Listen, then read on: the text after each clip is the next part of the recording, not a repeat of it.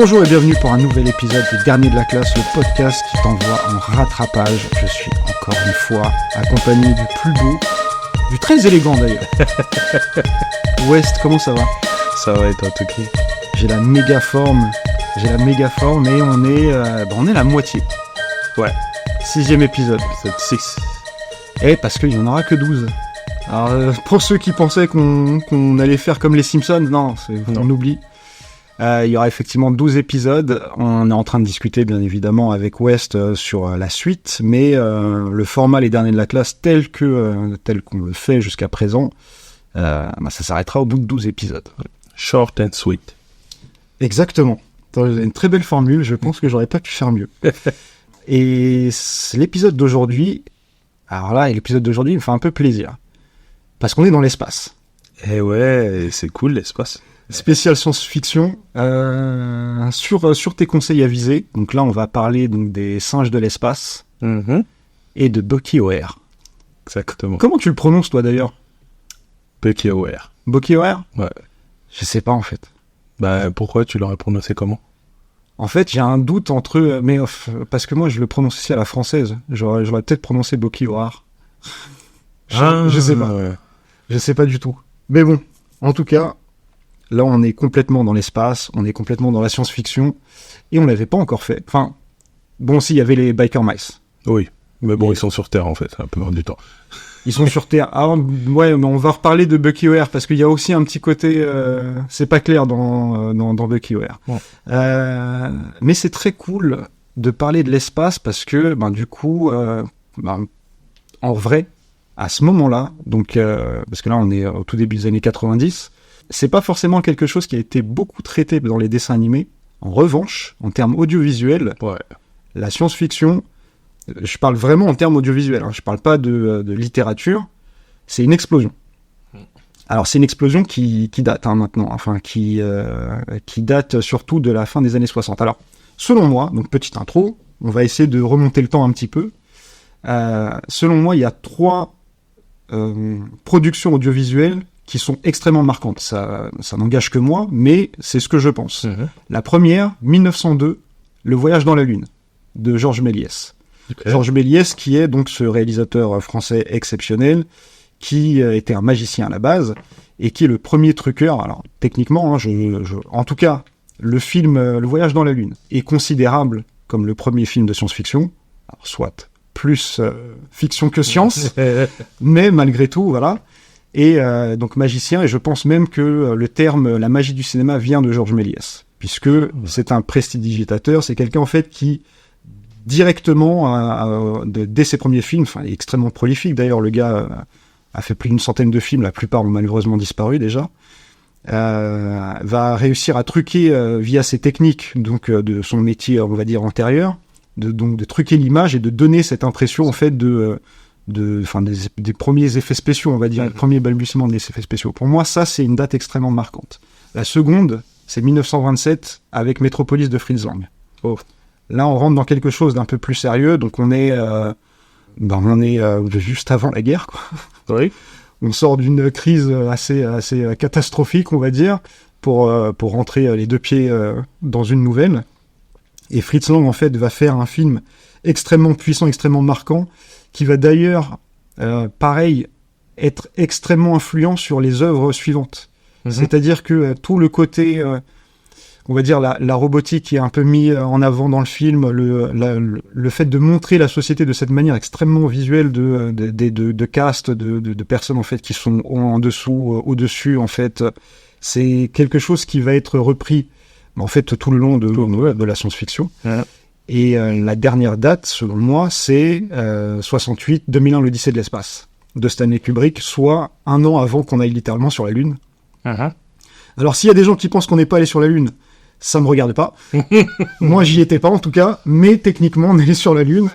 Et débrouillez-vous, si vous n'êtes pas d'accord avec ça. Nous, on parle de dessin animé. Et pour moi... Ces 3 films, en fait, ils sont constitutifs on va dire, d'une espèce d'établissement de ce que la science-fiction, toujours, je reprécise, en audiovisuel, sera. Et après, très vite, c'est l'escalade. Donc là, à partir de 68, d'ailleurs, la même année, et ça nous intéresse, la même année, en 68, sort La planète des singes. Donc La planète des singes de Franklin Schaffner. Donc oui, c'est en 68, en avril, en France, si je ne dis pas de bêtises. Donc tiré du roman de Pierre Boulle, du français Pierre Boulle d'ailleurs. Faut pas oublier que La planète des singes, à la base, c'est français. Non. Arrête. J'étais pas au courant. Mais arrête. La planète des singes, c'est français. Bien sûr que c'est français. Et c'est très cool. Mais là, on n'est pas... Enfin, là, on est sur de la littérature. Mais voilà, à partir de 68, c'est vraiment l'escalade. Et je pense que ces 3 films, en fait, donc, comme j'ai dit, vont être des vrais marqueurs et vont permettre justement de commencer à... Sachant que, comme j'ai dit, l'année suivante, on est littéralement dans l'espace. Et là, c'est officiel. Là, on a posé le pied sur la Lune. Et va nourrir l'imaginaire en fait de certains jusqu'à arriver à Star Wars 77 de George Lucas, où là c'est épique, c'est magnifique, c'est des combats de vaisseaux spatiaux complètement dingues. Alors il n'y a pas que ça hein, dans Star Wars.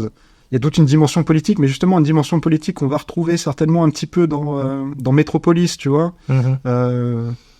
L'idée même de sortir, enfin d'aller dans la galaxie, et le fait...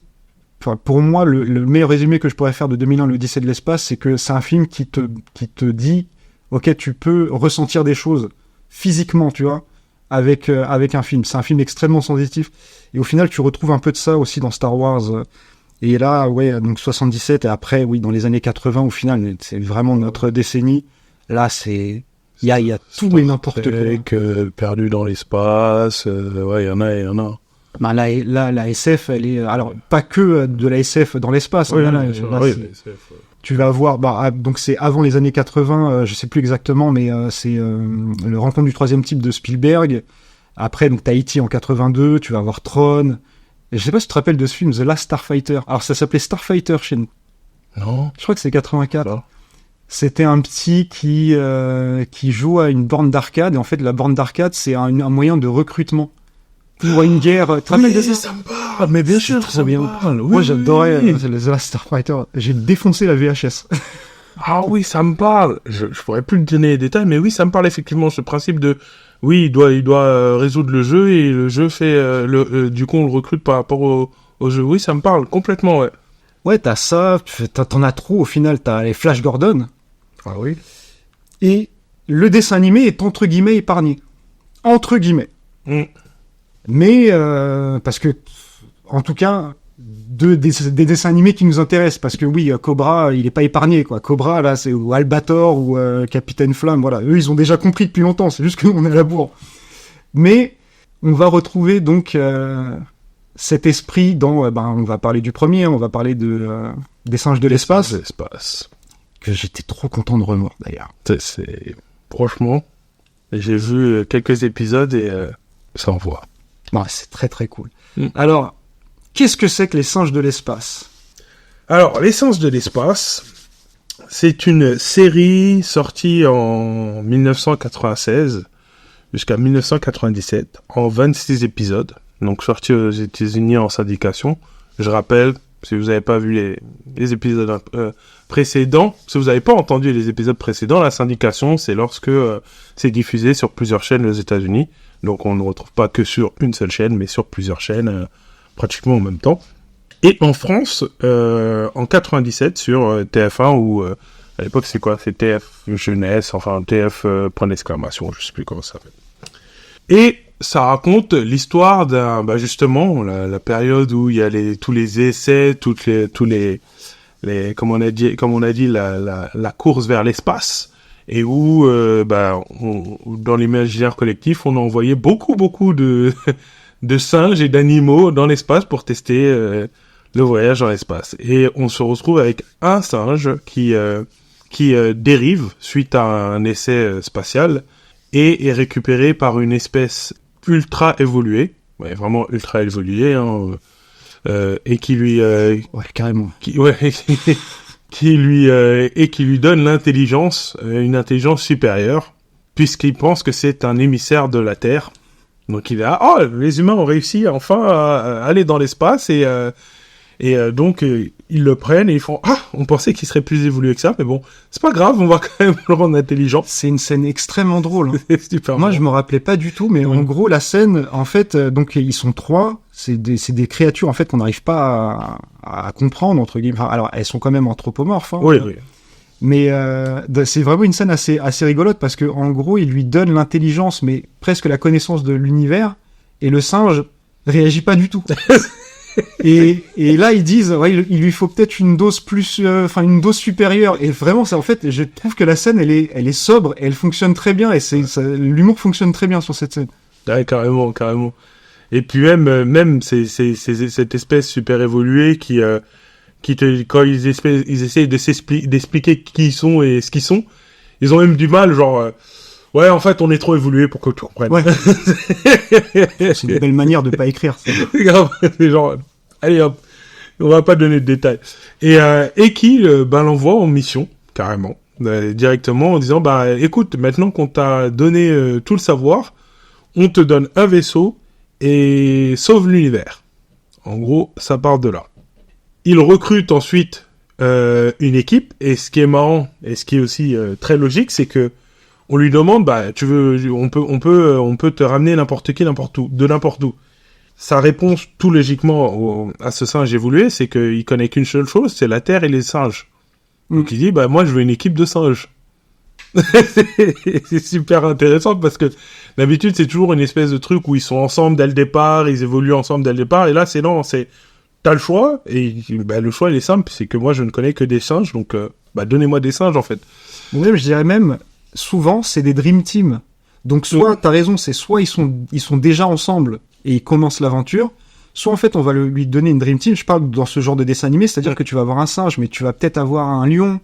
Ouais. Tu vois, et ils ont tous une spécificité, et du coup leurs caractéristiques propres d'animaux va être mis en avant et va être utilisé, machin. Et non, là effectivement le mec dit, mais en fait je veux des singes. Et c'est très très drôle au final, et c'est pareil, ça fonctionne aussi. Ouais. Et donc on lui recrute 4 autres singes, à travers la Terre, qu'on ramène avec lui et qu'on fait évoluer aussi en intelligence, sauf un qui est le gorille, puisqu'il casse la machine avant que ça finisse, et du coup il est évolué mais pas très intelligent comparé aux autres. C'est ça. Alors, je rebondis sur ce que t'as dit, parce qu'en fait, c'est pas un imaginaire collectif. On a vraiment envoyé des singes dans l'espace. Oui, bien sûr. Mais en fait, la blague, parce que ça aussi, je voulais le dire, c'est que souvent, moi, je l'ai entendu. Et je l'ai entendu assez régulièrement. Les singes de l'espace sont apparemment à peu près considérés comme un ersatz des Tortues Ninja. Donc, on va dire, c'est des animaux anthropomorphes, c'est une équipe, et comme c'est une équipe, ça correspond à peu près, on en a parlé dans un premier épisode, où les dessins animés essayaient de singer. Pardon, excusez-moi, j'ai pas fait exprès, mais de singer les Tortues Ninja. Et moi je suis en désaccord avec ça. Je pense au contraire que donc il y a vraiment le côté science-fiction, espace, et effectivement Star Wars qui a dû beaucoup jouer dans le concept même en fait des singes de l'espace. Et aussi, je pense que c'est quelque chose qui est qui a été établi comme étant cohérent d'envoyer des singes dans l'espace. Donc c'est pas forcément quelque chose de dans le principe qui cherche en fait à avoir on va dire aller chercher les Tortues Ninja sur leur terrain. Parce que le premier animal qui a été envoyé donc dans l'espace c'est en 57. Donc c'était une chienne, Laika. C'était les Russes. C'était l'URSS qui avait envoyé cette chienne dans l'espace, qui est morte direct. Hein. Et du coup, est-ce que ce serait pas de là qu'est inspiré le chien dans les Gardiens de la Galaxie, je crois qu'il s'appelle Astro ou un truc comme ça, qui parle et qui a des pouvoirs télépathiques et qui est russe. Enfin, qui vient de l'URSS. C'est vrai qu'il est russe, ouais. Oui, il est russe. Ouais. Mais en fait, mais c'est possible. Mais en fait, je trouve ça assez ouf d'avoir envoyé une chienne dans l'espace, parce que t'as déjà vu les mecs dans les centrifuges, là, pour les tests. Après, tu fais, attends, mais le chien qui a pris ça dans les dents. Oui. Alors, non, par contre, attendez. Là, on va être sérieux 2 minutes.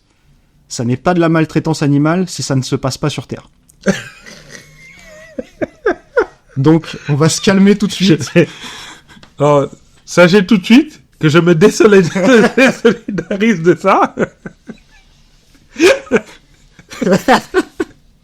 Non, mais attends, mais ça peut pas compter. Il faut croire, donc, vas-y, développe. Non, mais Développe, parce que... et si c'est sur Terre, Ouais. bah ça se fait pas. Uh-huh. Mais si c'est dans l'espace, Uh-huh. bah ça compte plus. Bon, bref.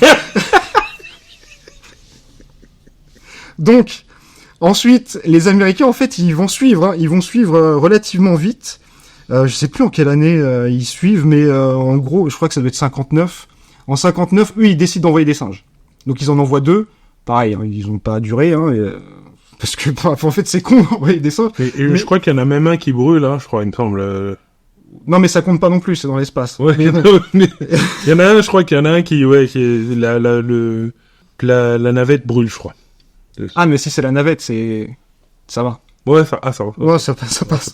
Donc, Mais par contre, c'est donc en 61, et là, c'est ce que je dis, voilà, ça correspond aussi, moi, c'est la même décennie que l'homme qui pose le pied sur la Lune. En 61, bah, il y a le chimpanzé Ham qui, lui, alors je sais pas si c'est le seul, mais en tout cas, c'est le premier qui fait l'aller-retour. Il arrive à survivre, et donc il y a effectivement un singe qui est parti dans l'espace et qui est rentré. Ouais. Je sais pas s'il va bien, je sais pas si... je sais pas comment il est rentré, mais en tout cas, c'est sûr qu'il était en vie quand il est revenu, donc c'est pareil, pas de maltraitance animale à ce niveau-là, ça a fonctionné, donc tout va bien. Bah, Et tu donc- veux des nouvelles, il s'appelle César maintenant. Et puis c'est le début d'un peu de la planète des singes. Tu penses qu'il est fâché à ce point? Il est un peu fâché, je crois. Mais voilà, en fait, juste pour dire que... non, ça ressemble pas aux Tortues Ninja. Vraiment, les singes de l'espace, ça ressemble pas aux Tortues Ninja du tout. Et puis même, il suffit de regarder un épisode pour se rendre compte que, en fait, ils arrivent à exister réellement. C'est des personnages qui arrivent à exister, même conceptuellement. Enfin, c'est con. Hein. Là, c'est vraiment le Toki dans tout ce qu'il a de plus basique qui est en train de vous parler.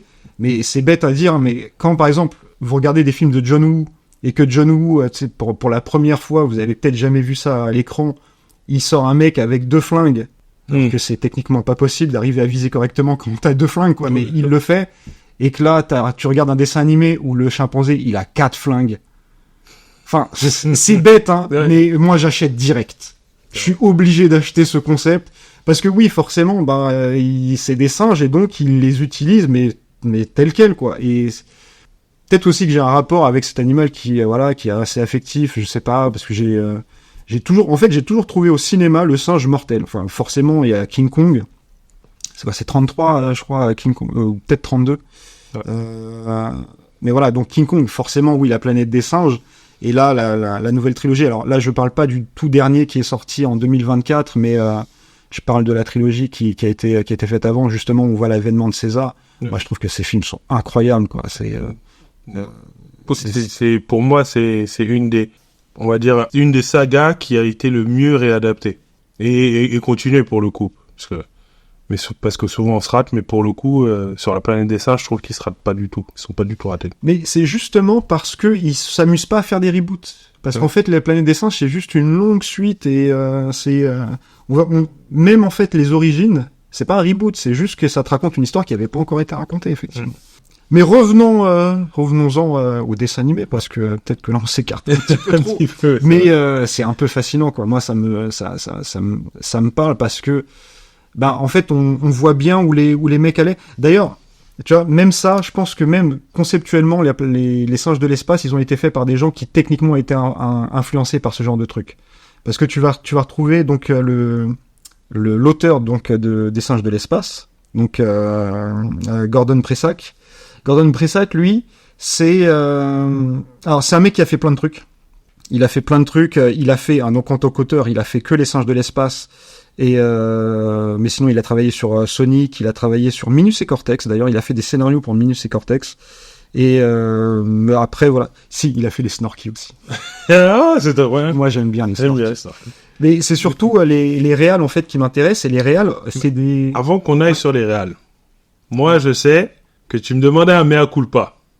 Ah oui. Tu non, me demandais c'est pas un mea culpa, c'est une correction. une correction. Une correction. Eh ben, je vais pas la faire. Eh ben, ne la fait pas.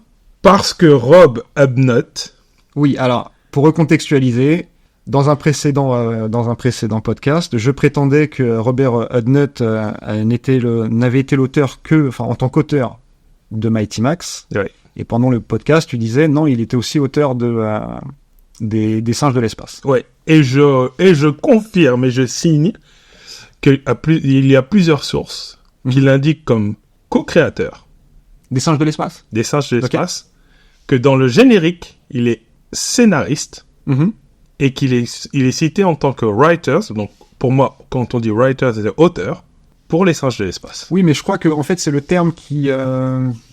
Bah, c'est une question de terme. Mais je crois que eux, ce qu'ils considèrent comme auteur, c'est quand tu es le créateur du concept. Eh ben, il est co-créateur. Ah, alors s'il est co-créateur, tout va bien. Ouais. Il est co-créateur avec Gordon Bresac. Ouais. Eh ben, écoute, très bien pour la précision. Non, mais moi, je suis... Moi, je veux pas... Il n'y a pas de problème. Et ouais, non, je disais les réalisateurs, parce que il y en a eu plusieurs, hein, mais parmi les réals, t'as Joe Pearson. Et en fait, Joe Pearson, c'est un vrai créatif. C'est-à-dire que lui, il est réal. Alors, moi, les sources que j'ai, il est réal que sur les Singes de l'espace. Il a techniquement pas réalisé autre chose. Mais en fait, c'est un mec qui visiblement est un artiste visuel. Donc, il a fait beaucoup de décors. En fait, c'est un concepteur artiste. Il est directeur artistique sur les Singes de l'espace, mais il a fait des décors pour pas mal de productions. Il est d'ailleurs, il est producteur exécutif sur Highlander, mais je crois que c'est une des OAV. Et je sais pas si tu te rappelles de la série Roswell, la conspiration. Oh, c'est génial cette série. Moi, j'adorais cette série. Ouais. J'ai pas envie de la mettre dans les derniers de la classe, mais je la trouve très cool. Vraiment, je la trouve très très très très cool. Et en fait, bah après, c'est pas des productions incroyables. Après, si il a fait du layout pour la bande à Picsou, le film. Après, c'est pas forcément des grands dessins animés, mais il est souvent cité comme concepteur de décors, comme en fait recherche de design, etc. Et donc c'est quelqu'un qui visiblement, quand il a réalisé les Singes de l'espace, il a vraiment réalisé les Singes de l'espace avec une vision de comment est-ce que raconter cette histoire, mais visuellement, tu vois, avec des vrais concepts. Et c'est vrai qu'il y a des concepts visuels dans les Singes de l'espace qui fonctionnent incroyablement bien, quoi. Et après, c'est réalisé, ça c'est animé par Sunming. Alors c'est une boîte d'animation qu'on n'a pas encore citée. Ou peut-être d'ailleurs, mais très très peu, parce que elle a pas fait beaucoup de trucs. Mais par contre, elle a fait des trucs cool. Mais elle a pas officié très très longtemps. Mais elle a fait des trucs cool. Parce que les Gargoyles, parce que les 101 Dalmatiens, parce que les 4 Fantastiques 2006. Oh, ok. Mighty Max, ils sont aussi dessus. Et tu vas avoir la série Timon et Pumba. Et on en revient et c'est, à mon avis, c'est pour ça que Joe Pearson, en fait, il travaillait avec Sunming, c'est qu'il y a aussi la série Roswell, la conspiration. D'accord. Donc il y a des chances que juste, voilà, ils se soient mis ensemble à ce niveau-là. Mais en fait, ce qui est drôle, c'est que Sunming, qui a fait des trucs, il n'y a pas de problème, elle travaillait régulièrement avec une autre boîte d'animation qui s'appelait J-Ray. Et J-Ray, quand tu cherches en fait des informations sur J-Ray, le premier truc qui apparaît, c'est l'obscure société d'animation. En fait, on sait pas ce que c'est. On sait pas. Donc, visiblement, ils travaillaient qu'avec Sunming. Mais ils ont fait genre 2 trucs, quoi. Et après, que des trucs obscurs. Et en fait, ils sont pas vraiment cités. Donc, c'est une société coréenne. Mais c'est, en fait, je sais pas. J'arrive pas à trouver des infos sur eux. Et ils ont travaillé sur les Singes de l'espace et Roswell. Voilà. Ok. Et après, ils ont fait...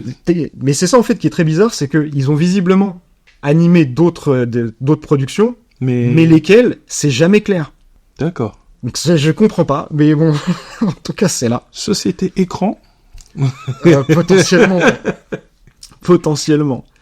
Et si oui, je pourrais aussi parler donc de l'autre réal, Bradley Rader.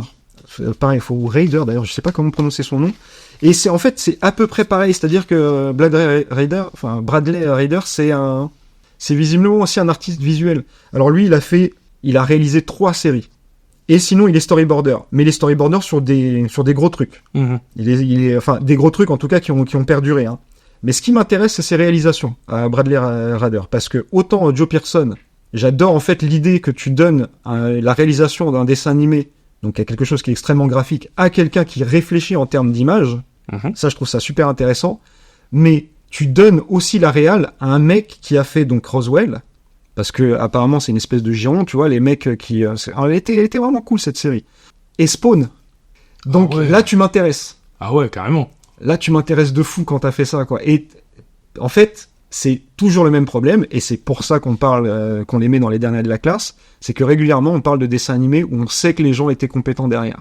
Et c'est ça en fait qui est assez hallucinant et qui nous donne envie de parler de ces dessins animés et de fouiller, c'est pourquoi ça n'a pas marché. Pourquoi ça ne perdure pas alors que vous donnez la réelle à des équipes visiblement extrêmement talentueuses, quoi. Effectivement. C'est une bonne question, mais en vrai, ça passe ses lettres de noblesse, mais ça reste quand même pour la plupart des dessins animés très cool et qui restent dans l'esprit collectif. Pour tous les dessins animés, on a toujours ce truc qu'on fait. Ah oui, je me rappelle, mais c'était pas mal. Ouais, c'est vrai. C'est vrai. C'est pas la première référence quand on va dire, c'est quoi les dessins animés banger, on va dire, des années 90. Mais quand on nous le rappelle, tu fais, ouais, c'était cool ça, je me rappelle. Bon, après, peut-être après revoyure, c'est pas la même chose, mais ça reste quand même dans nos esprits un truc qui était super bien. Non, mais voilà, après, franchement, t'as commencé en disant que t'as beaucoup aimé le revoir. Franchement, j'ai beaucoup aimé le revoir aussi. Il y avait plein de choses que j'avais oubliées, notamment le caractère des personnages. Donc ils ont tous leur personnalité. Celui qui me fait le plus délirer là-dedans, c'est l'espèce d'ingénieur qu'ils ont, l'ingénieur du vaisseau, qui a une double personnalité où il est super intelligent et complètement taré. Ça me fait penser à dans l'agence Tourix. C'était quoi son nom? Looping. Looping, voilà. C'est un génie mais complètement taré. Donc des fois il switch d'une personnalité à une autre. C'est super marrant. Même le chef Simeon, qui est Capitaine Simeon, puisque le nom en anglais c'est Captain Simeon N de Monkey Crew ou un truc comme ça. Bref. Ouais, c'est un très très long nom. Ouais, et ben il a du charisme. Le mec grave. est super charismatique. Enfin, le singe est super charismatique. Donc ouais, c'est tous ces petits personnages qui sont cool. Les méchants, ça commence avec un personnage qui est en gros un trou noir, un homme trou noir, qui a acquis des pouvoirs on ne sait pas comment. Je serais pas étonné que nos extraterrestres super évolués fassent partie un peu de ça. Faudrait que je vois dans les prochains épisodes. Mais ce qui m'a surtout marqué, c'est que je commence à remarquer une espèce de tendance. Cette tendance d'avoir des têtes comme ennemis. Ils ont pas de corps, tu vois, ils ont juste une tête. Et ils apparaissent comme ça, comme s'ils sont un peu fantomatiques. Tu penses à Krang dans... Il y a Krang, il y a l'intelligence suprême des cris. Ouais. Il y en a après, bon, c'est pas un méchant, mais dans les Power Rangers, comment il s'appelait là, c'était Zord. Oui, c'était Zord. C'était Zord. Zord, la espèce de tête, bon. Donc voilà, après c'est franchement ça envoie, c'est marrant. Il lâche des blagues qui sont marrantes. On n'est pas sur de l'humour lourd. C'est à plusieurs reprises j'ai esquissé un petit sourire. Ce qui m'a marqué, c'est au niveau des effets sonores. En fait, ils utilisent des bruits de singes généralement sur les explosions, sur les tirs. Et t'en as comme ça, et tu t'en rends pas compte au début, puisque c'est bien mixé. Ça donne l'impression que du coup ils envoient un laser. T'as l'impression que c'est un laser, mais au final, quand t'écoutes bien, en fait c'est un cri de singe. Donc ça m'a beaucoup surpris parce que je m'y attendais pas. J'avais surtout jamais remarqué quand j'étais petit. Mais franchement, c'est un bon dessin animé. Et aussi, le truc, c'est que il perd pas de vue l'objectif. Moi, je t'avouerais que je m'attendais, parce que j'avais des très bons souvenirs, mais j'avais pas, forcément, c'est pas quelque chose qui a été multi-rediffusé, donc c'est pas forcément quelque chose qui m'était resté en tête dans sa globalité. Mais j'avais oublié qu'il tenait son objectif. Lui, il veut vraiment retourner sur Terre. C'est vrai que avec ce qui sort actuellement, enfin avec ce qui est sorti plutôt par la suite, ou la tendance, on va dire globale, il y a un côté où ces personnages qui se perdent, en fait, ne veulent pas rentrer chez eux parce que c'est comme s'ils avaient trouvé une nouvelle famille ailleurs. Ouais. Tu vois ? Donc je veux pas attirer sur des trucs que j'adore, hein, genre Pixar, tu vois, mais c'est vrai que c'est une tendance très très Pixar de dire bon bah finalement j'ai quitté le nid, donc sélectionnez le nid que vous souhaitez, mais sur le trajet j'ai rencontré des nouvelles personnes qui m'ont montré des nouvelles choses, et puis finalement c'est devenu ma famille. Donc c'est très bien fait, hein, y a pas de problème. Mais c'est vrai que là, je m'attendais à la même chose. Ils sont perdus dans l'espace d'une certaine manière. Ils ont un objectif, c'est-à-dire sauver l'univers, sauver la galaxie. Ils apprennent à se connaître, mais il y a ils gardent en tête le fait que, mais ils doivent pas être là en fait. Ils doivent rentrer. C'est très important qu'ils rentrent. Ça aussi en fait, j'avais complètement oublié et je m'y attendais pas. Et en fait, ça donne un double but, un double objectif au personnage, c'est-à-dire que il sait qu'il doit sauver l'univers, mais il sait qu'il doit sauver l'univers dans un objectif précis. Ouais. Il y a une vraie finalité en fait à tout ça, et c'est plutôt bien fait. C'est ça. Après, je sais pas si tu as quelque chose que tu veux ajouter, mais la dernière chose que je voudrais ajouter, c'est il ne faut pas confondre avec les chimpanzés de l'espace. Donc il y a un dessin animé, il y a un dessin animé, je crois que c'est DreamWorks ou ouais, ça doit être DreamWorks, qui s'appelle Les chimpanzés de l'espace. Ce n'est pas le même dessin animé. Ouais, totalement. Non mais tu fais bien de le dire en fait. Parce que généralement quand moi je faisais des recherches sur ça, bah le premier résultat, bah c'est Les chimpanzés de l'espace, qui est en plus bon, c'est un peu vieux maintenant, mais je veux dire il est plus récent que cette série, donc c'est très différent. Ne vous trompez pas.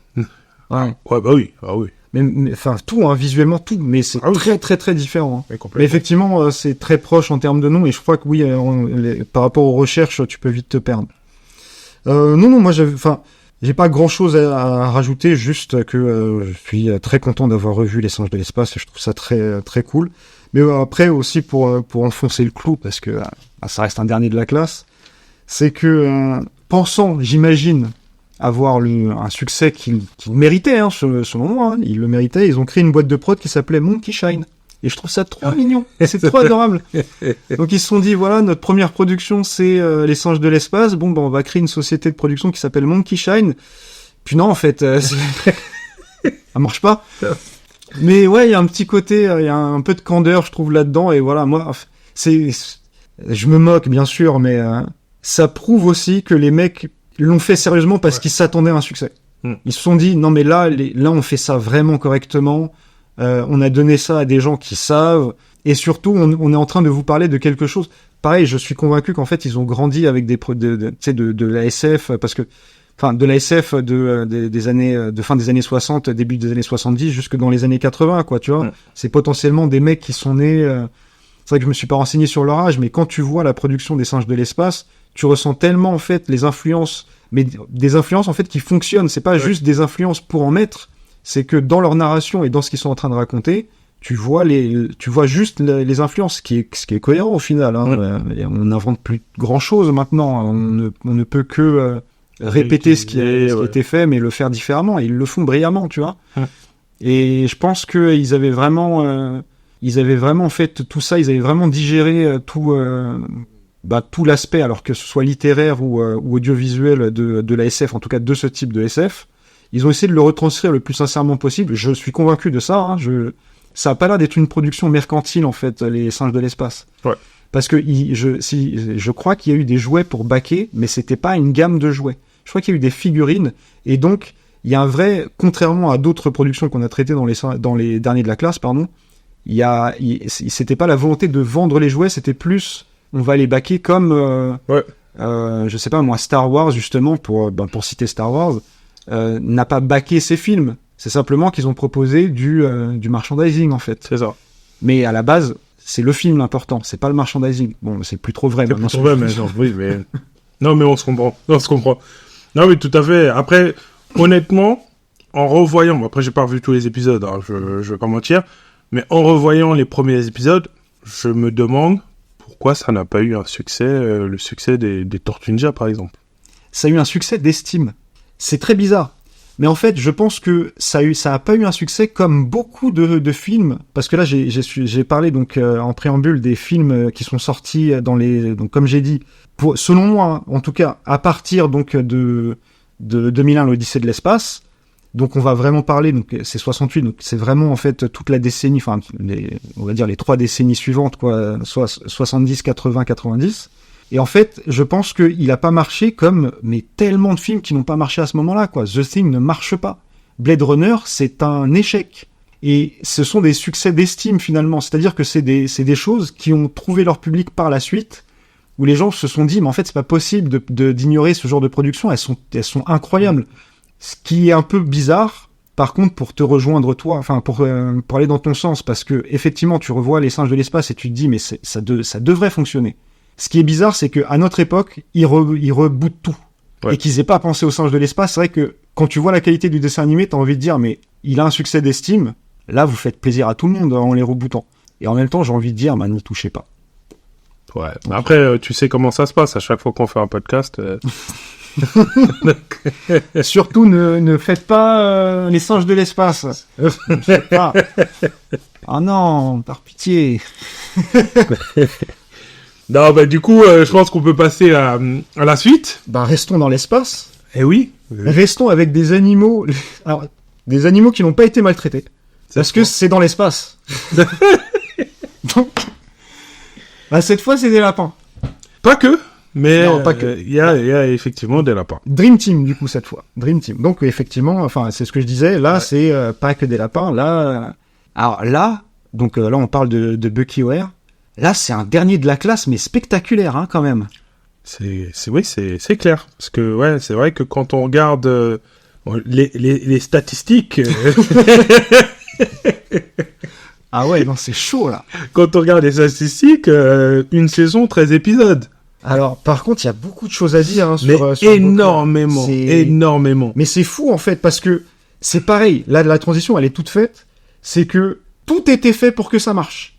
Mais genre, mais vraiment tout. Il manque rien dans Bucky O'Hare, mais je pas compris. Non, c'est clair, c'est clair. Donc déjà, bon, le titre français, a priori, c'est Bucky O'Hare contre les crapauds. Avec un K. Avec un K. Parce qu'on n'est pas... Ah oui, alors, précision, pourquoi ? Parce que c'est une coproduction franco-américaine. Eh oui. Ouais. Oui. On reviendra dessus, mais oui, effectivement, c'est une coproduction franco-américaine qui, donc, est basée d'une bande dessinée. Oui. Qui est sortie qui est sorti quelque part. En 84, encore une fois. Mais tu peux pas. 84, on t'a dit, c'est l'année. Que des champions. Que des champions. Donc, qui est sorti entre 84 et 85. Aux US, encore en syndication. Parce qu'il semblerait qu'à l'époque, de toute façon, c'était un peu le schéma de base. En 91. Et qui sort en France pour la première fois sur Youpi, une émission de télé de la 5. Ah, la 5. 1992. Très important, la 5 dans Bucky O'Hare. Hein. Très important, et on reviendra dessus. Et ensuite, qui ressort parce que il passe uniquement 10 épisodes sur la 5. Oui. Ouais. Et qui ressort en intégralité, ensuite, sur M6 Kids en 92, et dans d'autres émissions, enfin, sur d'autres chaînes et d'autres émissions plus tard. Oui, parce que moi, je me rappelle de l'arrêt. Moi, j'avais vu, alors très peu, hein, parce que j'étais très très petit, mais j'avais vu des épisodes de Bucky O'Hare, et je me rappelle, j'ai dû arriver à la fin. Et vraiment, ça s'est arrêté, mais avec mais cassez-vous de la télé. C'était assez ouf, effectivement. Bah, on reviendra, il y a une raison, et on reviendra dessus, mais effectivement, pour parler un peu de ce que c'est Bucky O'Hare, donc Bucky O'Hare, c'est Bugs Bunny et Daffy Duck. Mais version alien. Je suis tellement d'accord avec ce que tu viens de dire. Pour montrer que ce sont des extraterrestres, le lapin est vert, Bucky O'Hare, et son acolyte, qui est Daffy, lui reste de la même couleur, mais par contre il a 4 bras. Et il est énervé. Ah ouais, là, déjà Daffy de base, il est... Non, mais c'est pour aller dans ton sens. Il est énervé déjà, mais là, ouais. Il est ultra énervé. Non. Mais bon, pour revenir un peu plus sérieux, effectivement, on se retrouve dans un univers qui, a priori, est le même univers que le nôtre, donc c'est pas un monde parallèle, c'est juste qu'on est à des années-lumière, les uns des autres, et dans cette partie de l'univers, toutes les espèces animales sont évoluées et ont même une planète chacun, on va dire, pratiquement. Donc on retrouve dans l'équipage de Bucky O'Hare, lui, qui est un lapin, son bras droit est son maître d'armes, qui est un canard. Un singe, qui est son ingénieur. Donc, pour le coup, c'est un gorille. Elle pilote un peu, elle se bat, etc., qui est un chat, ou une chatte, pour le coup, puisque c'est une femelle. Je crois qu'en plus, c'est même pas pour être méchant ou pour être relou, mais je crois que vraiment, dans le descriptif, elle est présentée comme la fille. Ah ouais? Ouais, je crois que c'est juste ça, quoi. Après, elle est présentée comme ça, mais quand on la voit, c'est The Main Force. Hein. Ouais. On reviendra sur le premier épisode après, mais vas-y. Et qui sont avec un robot. Donc c'est vraiment le robot multi-usage. Hein, il fait tout pratiquement, mais il sert beaucoup à justement nous expliquer un peu les histoires. Donc le robot a cette fonction de pour pas que quelqu'un ait pu à faire le résumé, c'est genre lui c'est un projecteur, etc. Donc il a beaucoup cette utilité-là. Et qui sont rejoints par un humain, un petit garçon, parce que c'est toujours le cas, qui, encore une fois, je ne comprends pas comment, l'enfant a 12 ans ou 13 ans, allez, maximum 16 ans, mais est un ultra génie qui peut créer une porte de téléportation. Donc un portail de téléportation. Alors, je pense qu'il a pas 16 ans. Hein. Je pense que oui, on est plus proche des 10-12 qu'autre chose. Ouais. C'est inconstant. C'est-à-dire que c'est un génie, mais pas tout le temps. Il est, je pense qu'il est en stage, tu vois. Enfin, c'est très bizarre l'utilisation de ce gamin, mais en fait, il faut imaginer que c'est Anthony Stark, mais là, ce serait Interim Stark. C'est des fois, il est fort, et des fois, ça marche plus. Enfin, je comprends pas ce perso, c'est incroyable. Interim Stark. La meilleure punchline. Mais, donc en fait, on suit donc cet équipage contre une guerre contre des grenouilles, donc les crapauds. Hein, je vais développer un peu plus l'histoire, mais typiquement l'histoire commence avec ce capitaine de Bucky qui est en pleine lutte contre un vaisseau amiral des crapauds et se retrouve un peu coincé.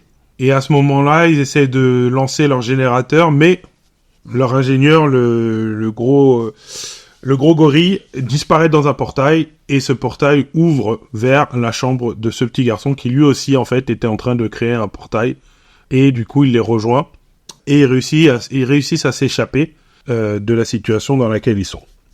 Ce qui est intéressant dans la manière dont ça fonctionne, c'est que ce petit garçon, en fait, il vit des aventures à l'autre bout de l'espace, mais en même temps, il rentre chez lui pour aller à l'école.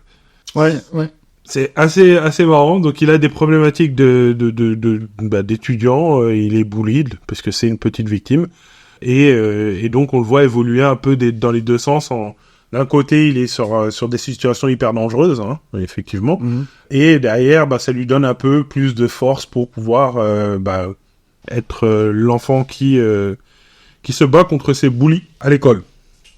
Sur la partie des crapauds, des grenouilles, ce qui est marrant, c'est que en fait, on se retrouve encore avec un grand méchant qui est une tête, comme on l'a dit juste avant. Et là, vraiment, comme moi je l'ai vu, ça m'a vraiment fait penser à l'intelligence suprême des cris. Parce qu'on est sur, en fait, une IA qui est créée à la base pour aider le peuple des grenouilles. Ils sont paresseux et ils ne veulent plus rien faire. Et qui, au final, se met à les contrôler et à devenir leurs dirigeants. Et leur demande donc de conquérir l'univers. On n'a pas d'autre raison, hein. Là c'est aussi simple que ça, c'est aussi simple et basique, c'est qu'on est sur un truc où on a dit il faut conquérir l'univers, on va le faire. Mais ça fonctionne, hein. Bien sûr. Oui, ça fonctionne. Tout à fait. Donc voilà pour la petite histoire de Bucky O'Hare. Qu'est-ce que c'est ? Alors déjà c'est très bien résumé parce que c'est effectivement exactement ça.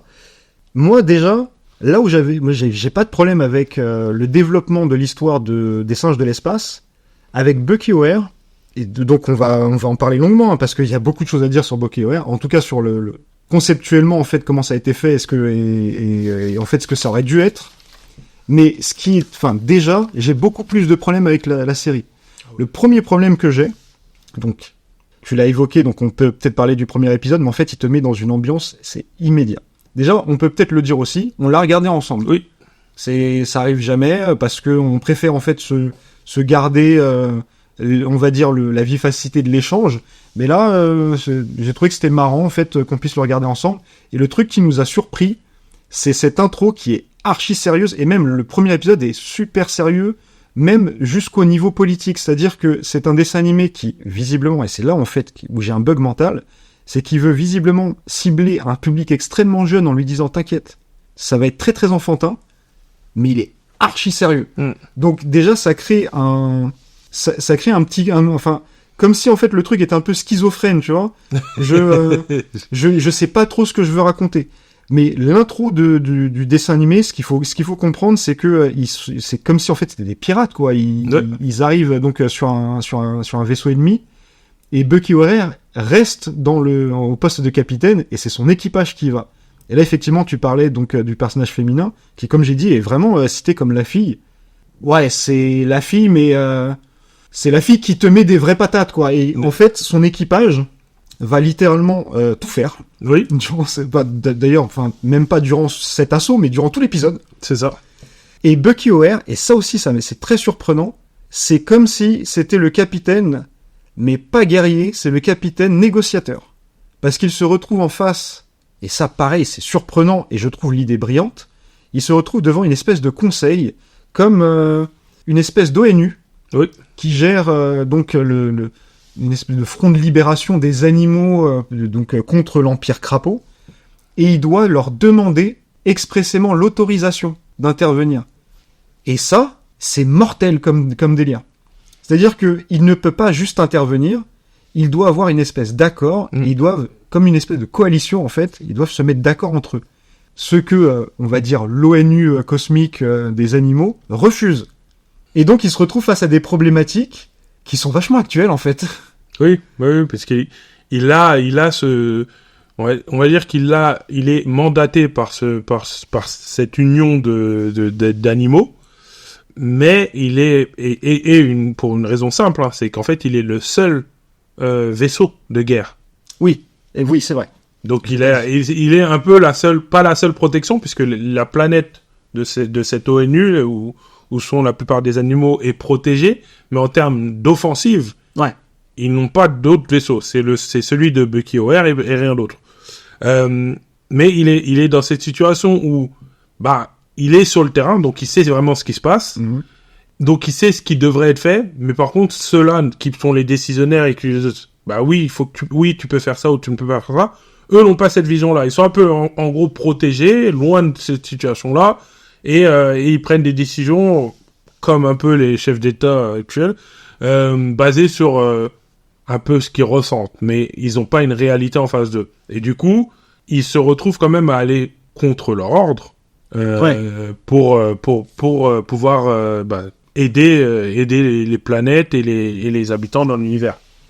Donc, mais exactement, et en fait, c'est là où mes problèmes commencent avec Bucky O'Hare, c'est que, du coup, avec ce premier épisode qui est, alors, toute proportion gardée, moi je l'ai trouvé relativement cool, mais c'est vrai qu'il est très surprenant à plein d'égards, c'est justement l'intervention donc, de cet enfant, qui je sais pas pourquoi, j'arrive pas à comprendre. Je trouve que ça ralentit absolument tout, je ne vois plus où ils veulent en venir quand l'enfant arrive, donc ils sont pourchassés par l'Empire Crapaud, donc je parlais juste d'un problème, hein. Ils sont pourchassés par l'Empire Crapaud, ils ont la possibilité en fait de créer une espèce de faille qui leur permet de voyager au sein de la galaxie extrêmement rapidement, et en parallèle, cet enfant a créé un portail identique.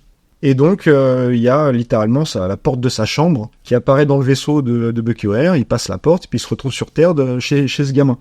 Et par rapport aux enjeux du dessin animé, je ne vois aucune cohérence avec l'arrivée de l'enfant. Mais genre, vraiment aucune. Après, bon, tu me diras ce que t'en penses, mais déjà, ça c'est un gros problème. Le deuxième problème, et ça c'est pareil en fait, pour moi ça s'appelle de la flemme. C'est quand tu designs des vaisseaux spatiaux, et que tu dis, c'est quoi, c'est des crapauds? Les vaisseaux spatiaux, c'est des crapauds.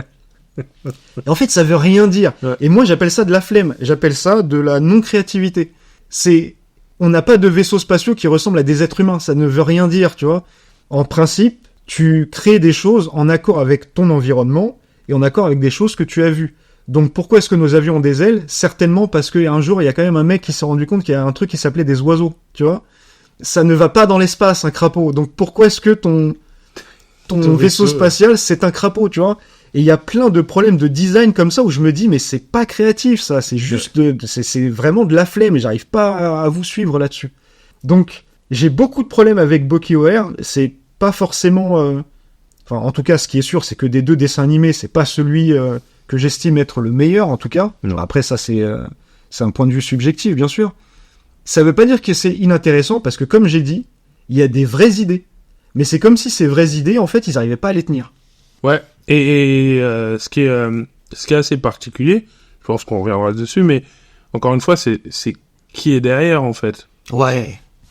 C'est fou. Quand on sait qui est derrière, on se dit, ce que vous nous livrez là, franchement, c'est pas au niveau, les gars. C'est clairement pas au niveau. Je sais pas quand on prend le matériel source, comment c'était. Mais quand on se dit qu'une série sort en 92, on a déjà d'autres choses derrière qui ont déjà été faites. BuckyOR, à ce moment-là, je trouve qu'il est pas en accord avec ce qui est fait dans la même période, quoi. En vrai, plus ou moins, puisque, on va parler plus tard de la société d'animation, mais au final, plus ou moins. Mais, alors, à prendre avec des pincettes, mais je crois que, parce que tu l'as cité au début, c'est un comics, et le dessinateur, donc l'auteur du comics, donc c'est Larry Hama, mais le dessinateur, c'est Michael Golden. Et Michael Golden, je crois, c'est le créateur, enfin le co-créateur d'ailleurs, du personnage de Malicia dans les X-Men. Et donc le mec est, oui, ils sont compétents. Enfin déjà il y a un vrai succès en termes au niveau de la bande dessinée. Oui, au niveau de la bande dessinée, ouais, clairement. Il y a un jeu vidéo qui sort, je crois en 80. C'est quoi? C'est dans la foulée, ça doit être 92, hein. Ça doit être pareil. Il y a un jeu vidéo NES qui sort. Fait par Konami, je crois d'ailleurs. Fait par Konami, et en plus qui sont super forts Konami à ce moment-là. Et je crois que le jeu est, je sais plus si le jeu est vraiment apprécié. Mais en tout cas, ce qui est sûr, c'est que je trouve, enfin, c'est pas très important que les gens aient apprécié ou pas le jeu. Ce qui, en tout cas, c'est ce qui nous intéresse, c'est que Konami en 90, c'est des jeux de fous en fait, hein, qui sortent. Oui. Des jeux des jeux d'arcade. Konami, nous, on a l'impression que c'est surtout la licence ISS Pro, PES, etc. Metal Gear. Des Metal Gear, voilà, ouais. avec des foirades, voilà, c'est Konami, Silent Hill aussi d'ailleurs. Mm-hmm. Mais là, dans l'histoire récente, Konami, c'est un peu moins bien. Oui. Mais en termes de jeux vidéo, dans les années 90, ils nous ont sorti des trucs mais complètement fous, quoi. Donc déjà, c'est Konami qui se charge de l'adaptation en jeux vidéo. Et pareil, ouais, quand tu parles des gens qui sont derrière, mais il y a Neil Adams qui est producteur en fait sur le dessin animé. Ah non, j'ai pas vu ça alors. Neil Adams, c'est pour ceux qui ne connaissent pas, Neil Adams, c'est juste un dessinateur légendaire pour DC en tout cas. Ce qui est sûr, c'est qu'il a fait Batman, mais qui est juste un des mecs les plus brillants de la bande dessinée américaine, quoi. Qui est décédé il y a pas si longtemps que ça, qui est un mec éminemment respecté et respectable, et qui a notamment redonné ses lettres de noblesse de Batman au moment où, en fait, on a recommencé à pouvoir faire des histoires un peu sérieuses, tu vois, on était sorti de la censure. Je crois que Frank Miller avait déjà sorti The Dark Knight Return. Ouais. Et lui, Neil Adams, il reprend la série. C'était pas des one-shots, quoi, mais il reprend la série. Et d'ailleurs, mais c'est obligé que t'aies vu il y a des images extrêmement marquantes et en fait qui ont été reprises et qui ont été influentes, qui ont été dessinées par Neil Adams. Et ce mec-là, en fait, est sur BuckyOR. Alors, il est pas scénariste ou quoi que ce soit, mais il est en tant que producteur avec un œil quand même d'artiste extrêmement fort, tu vois. Il est là, quoi. Il est là et il n'y a pas que lui. Oui, parce que déjà, il y a Marvel dans la production. Dans le producteur, donc c'est bizarre parce que j'ai cherché et recherché sur les singes de l'espace parce que les singes de l'espace me donnaient plus une vibe d'un truc Marvel que BuckyOR. Ouais, grave. BuckyOR, c'est du... Ouais, typiquement, c'est du Looney Tunes, mais un peu plus sérieux et un peu plus dans l'espace, quoi. Un peu plus fâché. Voilà. Un peu plus fou, un peu plus fâché, ouais. C'est ça. Donc, j'ai cherché quand même, mais non, effectivement, on a des producteurs dessus qui ne sont pas n'importe qui. Je pense que on peut commencer un peu à parler de, moi, ce dont je voulais beaucoup parler, c'est toute l'histoire autour de la 5. Donc, on en a parlé à un moment ou à un autre dans un autre podcast, mais il y a eu un moment où, au niveau français, on a dit, il nous faut des productions françaises. Oui. Il faut des quotas. Il y avait des quotas, etc. Et du coup, les compagnies françaises se sont mis à produire des dessins animés. Et le moyen le plus simple et plus rentable, je pense, pour produire des dessins animés, de l'animation, etc., bah, c'était de la coproduction. Du coup, la chaîne La 5, qui était à l'époque une très très grande chaîne, La 5, c'était... moi, je me rappelle, quand j'étais vraiment petit, les dessins animés, c'était sur La 5 que j'ai regardé. On l'avait à peine évoqué dans un précédent podcast, mais bon, on est complètement d'accord. Mais de toute façon, il y avait tellement de dessins animés sur La 5. C'est ça. Et donc, La 5, qui est forcée de faire de la production française, commande en fait une série et produit cette série qui est Bucky O'Hare, mais pas que. Donc il y a aussi d'autres séries qui sont dans leur commande, notamment Bagnard Commando. Je sais pas si vous vous rappelez, c'était les cochons contre les moutons. Non, ça me parle pas. Qui étaient en guerre, c'était assez marrant. Et Draculito et d'autres. Je crois que dans leur grosse commande qu'ils font à ce moment-là, c'est à peu près 5 dessins animés. Malheureusement, la 5 tombe en faillite. Et elle tombe en faillite exactement au moment où ces séries arrivent. Et c'est pour ça qu'il n'y a que 10 épisodes qui sont passés sur la 5, car après, elle a fermé la chaîne. Donc elle tombe en faillite et ne peut passer tous ces dessins animés. Et c'est pour ça que tous ces dessins animés ont été repris par M6. Donc vous avez connu Draculito sur M6 Kid. Et ben c'est parce qu'il l'avait racheté à la 5 en fait. Elle avait été produite mais elle n'est jamais passée sur la 5. Et elle a été récupérée. Donc derrière, la production n'a pas été faite directement par la 5 en fait. Elle a été faite par un studio qui s'appelle IDDH. IDDH, vous devez en vous rappeler puisque vous l'avez vu à beaucoup d'endroits. À l'époque, je ne savais pas du tout ce que c'était, mais je me rappelle l'avoir vu. Et vous l'avez vu notamment, par exemple, sur les Tortues Ninja. Tortues Ninja, bien sûr. En fait, IDDH, pour resituer, bon, c'est une histoire... voilà, il y a trop de trucs à dire sur IDDH, mais c'est un peu comme Dick. C'est-à-dire qu'on a tous vu, gamin, le logo Dick sur plein de productions, donc on sait que ça existe, mais sans forcément avoir les tenants et les aboutissants. Et IDDH, c'est exactement ça. On l'a vu partout. Je sais pas s'ils étaient en concurrence ou s'ils avaient le même poids, tu vois, s'il y avait un vrai affrontement entre les deux. Mais ce qui est sûr, c'est que selon moi, il y avait Dick et IDDH, quoi. Bien sûr. IDDH, en fait, commence par de l'adaptation de programmes internationaux et notamment les Sentai. La Toei, ils avaient les droits sur la Toei, et ça, c'est pas rien, ça. Ça, c'est pas rien du tout. Ouais. Donc, il y a beaucoup de choses qui sont arrivées chez nous, sur le Club Dorothée, sur d'autres émissions, où c'était IDDH qui avait fait toute l'adaptation. Donc, ça va du sous-titrage à la remasterisation, au doublage, etc., par IDDH. Donc, IDDH était un très, très gros acteur. Et évidemment, quand la production française, quand le quota est arrivé, ils sont lancés aussi dedans. Ouais. Malheureusement, pour eux aussi, le fait que la 5 tombe, ça les a beaucoup, beaucoup impactés aussi. Ça les a enterrés parce que IDDH, c'est des productions qui ont régulièrement connu des soucis d'argent. Donc ça a été fondé par Bruno Runet Huchez. J'allais dire Bruno Huchez, mais apparemment c'est un nom composé. Ça a été fondé en 79 et depuis 79 en fait il y a eu beaucoup. Alors il y a quand même une bonne période entre 79 et la première vague crise qui doit arriver, genre le premier redressement il doit arriver milieu des années 90, ça doit être 95 le premier redressement, mais genre il y a eu 4-5 redressements quoi de IDDH. C'est une boîte qui a jamais été vraiment très très sereine. Et le truc c'est que la faillite de la 5, ça les enterre. Ouais. C'est le coup de grâce et ils peuvent pas se relever de ça effectivement.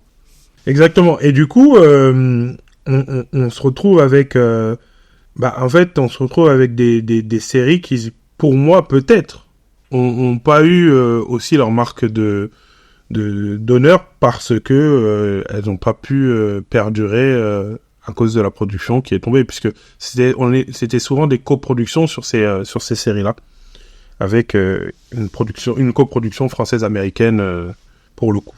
Bah, on peut peut-être citer d'ailleurs ce que Hughes a fait.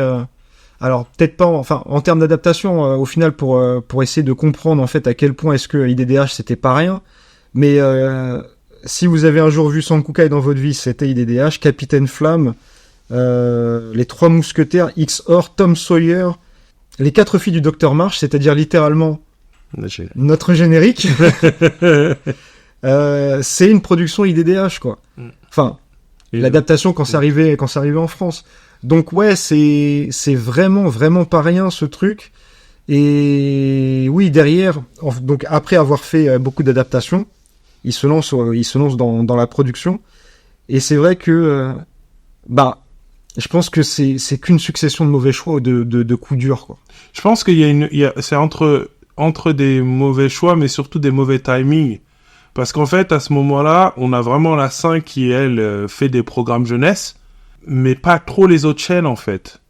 Le Club Dorothée, oui, il y a le Club Dorothée. Ah bah ouais. Mais le Club Dorothée, elle, avec AB Productions, elle a son flux qui peut rentrer par AB Productions, quoi. Et du coup, il n'y a pas d'autres chaînes. Il y a M6 qui arrive après.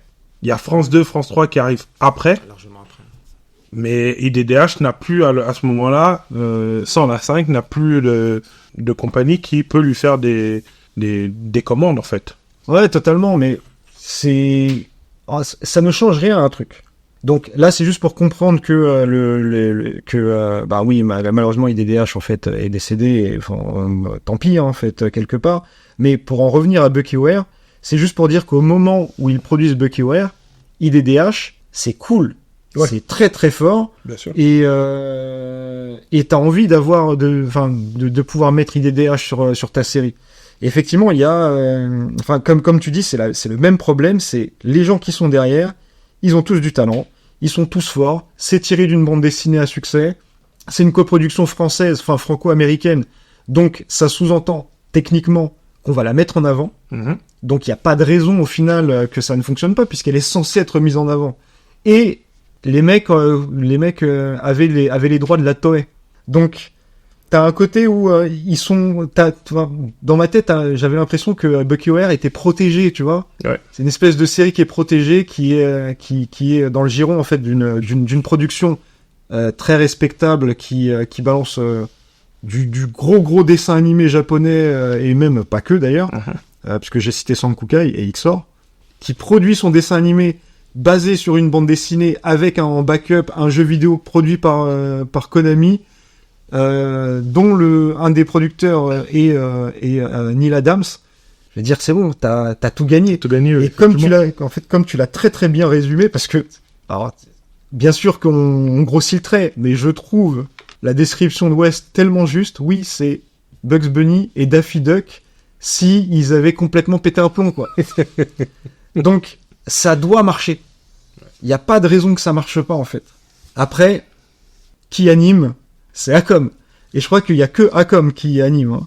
Donc, Acom, c'est pas un studio d'animation qu'on déteste. C'est pas du tout un studio d'animation qu'on déteste parce qu'ils ont fait plein de trucs qu'on apprécie fortement. C'est juste qu'ils sont inconsistants. Ouais. Ils sont vraiment inconsistants et ils peuvent faire un peu tout et n'importe quoi et j'arrive pas à comprendre. En fait, j'arrive pas à appréhender le studio parce que c'est pas clair, j'ai l'impression, tu vois. Comment est-ce que tu passes de Batman à Conan en fait.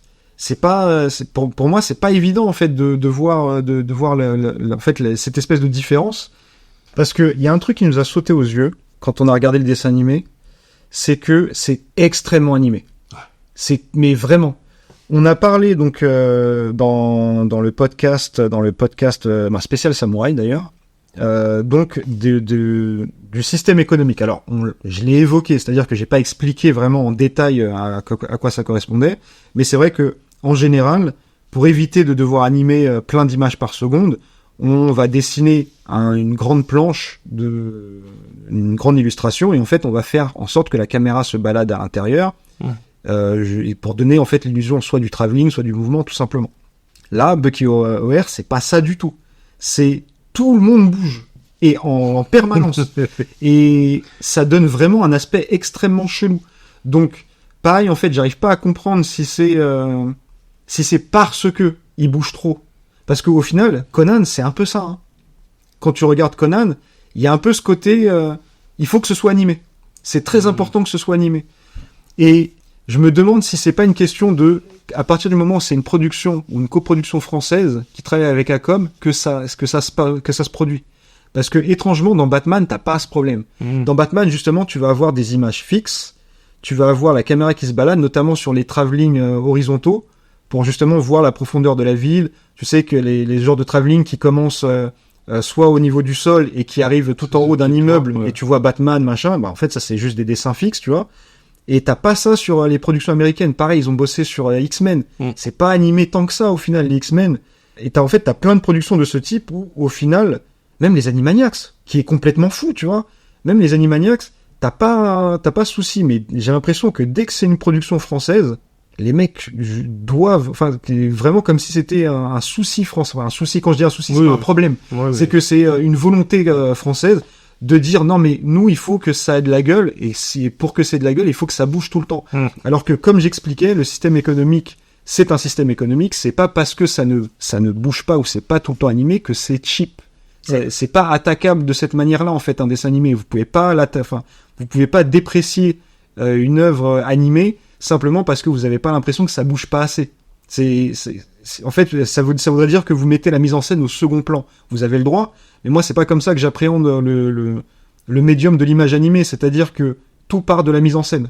Et si tout part de la mise en scène, c'est qu'est-ce que tu fais, en fait, avec ta caméra et comment tu l'utilises. Si c'est juste mettre une caméra fixe et voir des trucs bouger pour les faire bouger, en fait, je vois pas trop l'intérêt. Et c'est vrai que, Bucky O'Hare, c'est compliqué pour ça. Ouais, mais c'est marrant parce que, pour ceux qui regardent Invincible, dans la saison 2, il y a une partie où qui est un peu qu'ils ont fait dans l'animation et dans la BD, mais de manière différente, pour un peu expliquer ce même concept, en fait, où le gars explique sur des scènes, par exemple, il te dit on va mettre la caméra derrière un personnage, on va pas animer la personne qu'on voit de face. Parce que c'est l'autre personne qu'on ne voit pas qui parle, mais comme ça on n'a pas besoin de faire animer la bouche. Exact. Ouais. Ou on va prendre une scène un peu plus large, etc. Et c'est marrant parce que en fait on commence à s'en rendre compte à partir du moment où il le mentionne. Avant on fait pas attention. Parce que c'est de la mise en scène.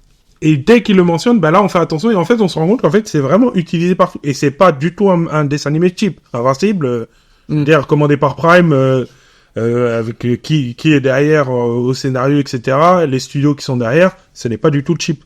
Mais c'est vrai que c'est une manière d'animer qui permet de réduire les coûts, effectivement, on va pas se mentir, mais qui n'empêche pas de pouvoir raconter une histoire et d'animer quand c'est nécessaire, en fait. Parce qu'il y a certains moments où c'est plus nécessaire que d'autres, effectivement. Est-ce que tu as autre chose, cher ami? J'ai une petite anecdote assez marrante. Donc, on a parlé très brièvement du scénariste de la bande dessinée, donc Larry Hama. Oui. Alors, faut savoir que, et je fais juste un clin d'œil ici, qu'il a fait une bande dessinée en 2008 qui s'appelle Barak le Barbare, et qui est une parodie de Conan le Barbare. Parce qu'en plus, il a été scénariste sur Conan le Barbare, donc du coup, il a fait une bande dessinée où il fait une parodie de Conan avec Barack Obama. Ah, d'accord. Oh la vache. Ok, d'accord. J'y étais pas du tout. C'est Barack le Barbare, Barack Obama, oui. Voilà, c'est ma petite anecdote. Ok, moi ça me va. Ben voilà, après pour conclure sur Bucky O'Hare, franchement j'ai regardé quelques épisodes, j'ai eu beaucoup de mal. Contrairement au Singe de l'espace, Bucky O'Hare il est pas charismatique en fait. J'ai l'impression que c'est l'élément faible de son équipage. Ouais, c'était dit. Mais je suis d'accord avec toi. Mais je pense que dans le dessin animé, enfin je le répète, du coup c'est ma conclusion. C'est que je pense que le dessin animé est pas à niveau, mais il a des vraies idées. Oui. Mais c'est dommage en fait que ils aient pas incité. Alors forcément, nous on le voit avec, c'est déjà fait, on le voit avec le recul, donc on est dans une position extrêmement facile, tu vois, pour juger ce genre de truc. Mais peut-être que quand t'as le nez dans le guidon, tu t'en rends pas compte. Et puis t'as des contraintes, tu vois. J'imagine, on va pas se mentir, c'est une production franco-américaine. On est dans les années 90, au début des années 90. Ouais, foutez-moi un gamin américain qui est intelligent. Ok, comment on le fait rentrer ? Bon, faites-le rentrer comme vous pouvez. Alors, je dis pas, peut-être qu'il est dans la BD. Moi, j'ai pas lu la bande dessinée Bucky O'Hare, mais en fait, c'est pas le problème. Le problème, c'est que même s'il est dans la bande dessinée, ça veut pas dire que ce serait plus intelligent. C'est simplement que quand tu me fais une intro comme ça, ou que tu mets des enjeux politiques, et où j'ai l'impression que la situation est extrêmement sérieuse, tu désamorces absolument tout, avec, donc comme j'ai dit déjà, des vaisseaux spatiaux qui ont des têtes de crapauds, et un gamin qui vient, qui repart, qui ralentit absolument tout, et au final, c'est vraiment dommage. Oui, cette série est vraiment dommage, et à plein d'égards, puisque oui, elle s'arrête de fait extrêmement vite aussi, et je pense que de toute façon, autant s'arrêter là. Hein. Bah ouais, oui, c'est vrai. Tout à fait. Et je pense que c'est une très très bonne conclusion. Autant s'arrêter là, cher Wes. Merci à toi. Merci.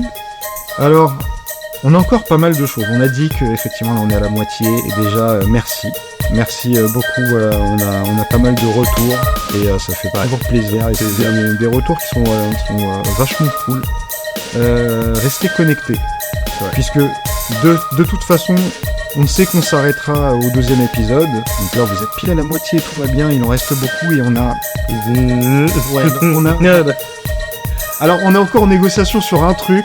Parce qu'il y a des trucs, voilà, moi je suis pas sûr, mais bon, West, je vais pas les spoiler, parce qu'on les spoil jamais, mais West même pas fortement, j'allais dire, mais c'est même pas vrai, il m'a juste dit, est-ce qu'on pourrait faire ça ? Et oui, enfin oui, 1000 fois oui. Donc, ouais, il y a des dessins animés qu'on n'a pas traités, qui arrivent, et très très pressé de pouvoir les revoir et d'en parler. Restez connectés à horizon.fr. Ça, il y a d'autres, il y a des podcasts. Il y a d'autres podcasts, ouais.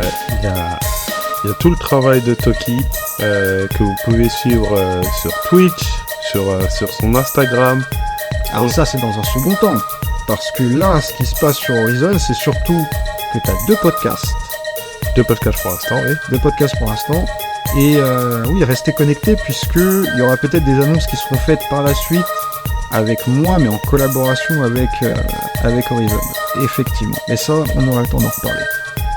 À très bientôt. Oui. À dans un mois. Tout à fait. Ça va être trop bien. Potentiellement, ouais. Allez.